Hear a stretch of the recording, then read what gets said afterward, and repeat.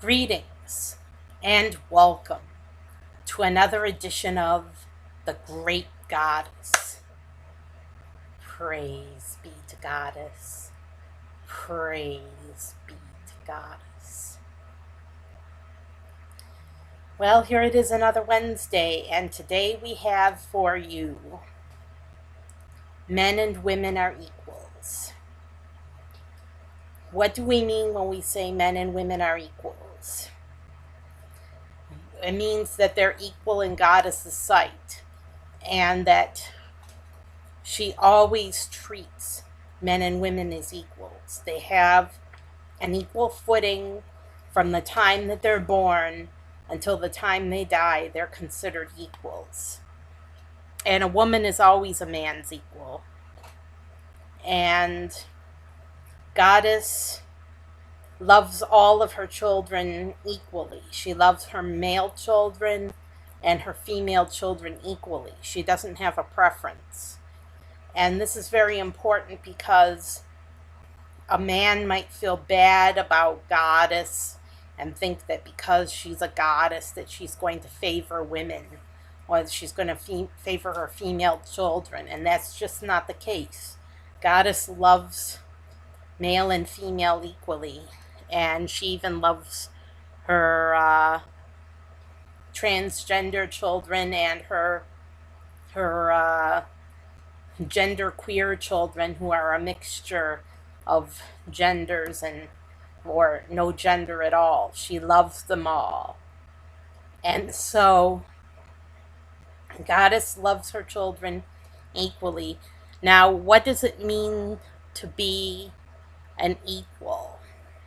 Well, you could go by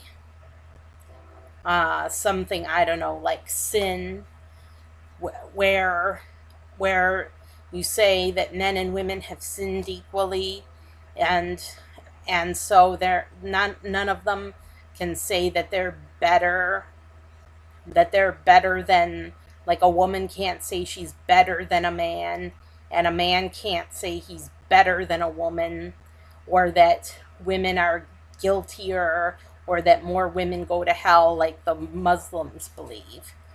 No. Men and women are equals. And they sin equally. And I'm going to attempt to show you how that works, and how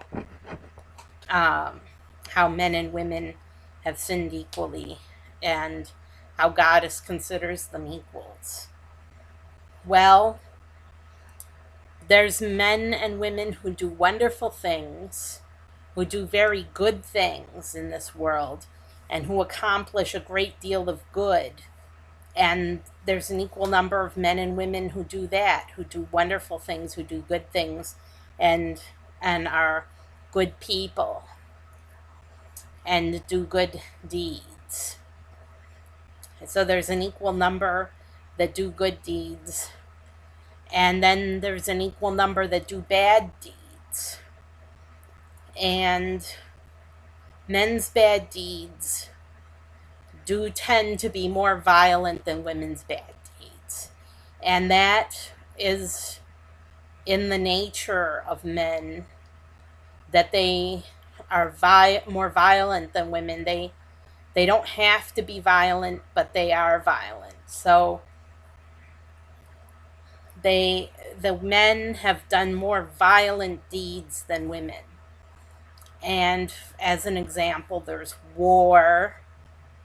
There's been many wars and many bloody battles, and men have killed each other en masse. But then again, there's people like Lizzie Borden who are mass murdering women. So there's always the exception to the rule. But in general, men have committed more violence than women. They've committed more heinous deeds than women. And so how does that make them the equal of women? How can men and women be equal if men do all these bad deeds and are more violent than women? Well, because women do emotional violence quite often. And women sublimate and press down their aggressive tendencies and their anger. And they express their anger and their aggressive tendencies by being emotionally violent. And this is a real problem with women that do emotional abuse to their partners, to their children, and to anyone else that's close to them. They can be emotional abusers. Good women are not emotional abusers, but bad women very often are emotional abusers and do great emotional violence with their sublimated anger that they push down, and then they express it with words that hurt. And this is a real problem with women that do these deeds. But men have done more actual physical violence.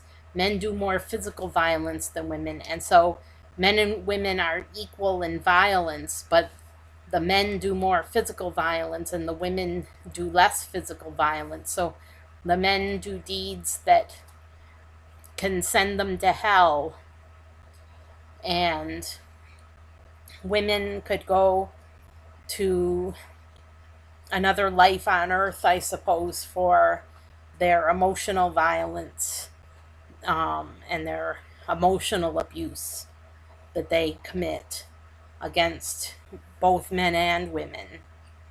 But what the main thing to remember is that emotional abuse is wrong, and that physical violence is wrong also. So men and women, and that's not to say men don't do emotional violence, that they don't do emotional abuse, because they do. Men have more than enough ability to do emotional abuse, but they also do physical abuse, and they hurt people with their physical violence and emotional violence. So men have a double whammy of violence, but women tend more toward emotional abuse, emotional violence, because they sublimate or press down, are taught by their mothers how to press down their anger and suppress their rage. And when they press down their rage, they learn tricks that they can use with words to hurt or inflict injury on other people. And they can do almost as much damage as physical abuse does, because with their words they can be very emotionally abusive. Not to say men can't be emotionally abusive too, because they can, but women do it more often, and men are more physically violent more often. And so men and women have sinned equally, but they have different types of sins.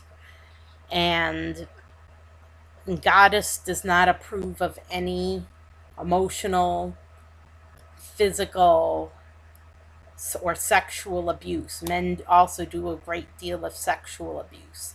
Not to say women can't do sexual abuse too, but it's more often the men, way more often the men that commit rapes. So they do sexual violence too, in addition to physical violence and killings, mutilations, atrocities, mass slaughter, and other things that men have done throughout the ages that are reprehensible. So men and women start off as equals.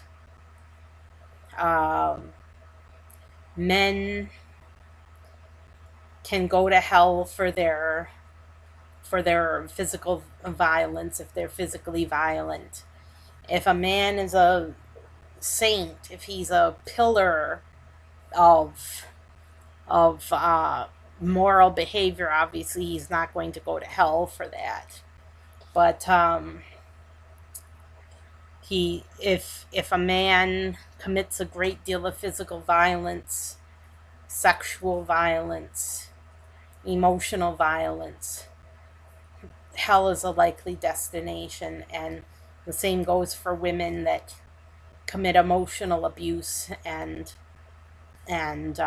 words of hate. And sometimes women do physical violence too, so they can go to hell for that too. So there's lots of things that can damn a person. But nobody goes to hell forever. And that's a major difference between goddess believers and the organized religions, that we don't believe that people go to hell forever. They only go as long as it takes to punish them for their bad deeds. Nobody goes to hell forever and ever. That is false. That is a falsehood. So burning forever and ever is a falsehood, and it doesn't happen. And people who say it happens are really warped. They're warped in their minds because they've been taught since children, and they're willing to believe that people who oppose their religion are going to hell forever. And it's just not true. It's just not true. So don't be afraid. Don't give in to intimidation and people's fairy stories that they tell about endless torment in hell. That's false. But men and women, basically, on balance, are equals, and men do more physical violence and more sexual violence and more things than women. But men and women are equals and equally guilty as far as their crimes, and the good things are also equal. So men and women do an equal amount of good also, and so they are equals in every way. And Goddess will treat them as equals and take them on a case-by-case basis, as far as she won't discriminate based on a person's gender. As far as what they do, they'll be accountable for what they do and not who they are as far as gender. So that's the story. Men and women are equals, and there's nothing to worry about, because Goddess has everything well in hand, and she will take care of her children. I'm Sarah Jane Alpha Wolf, signing off. Have a great week, and take care.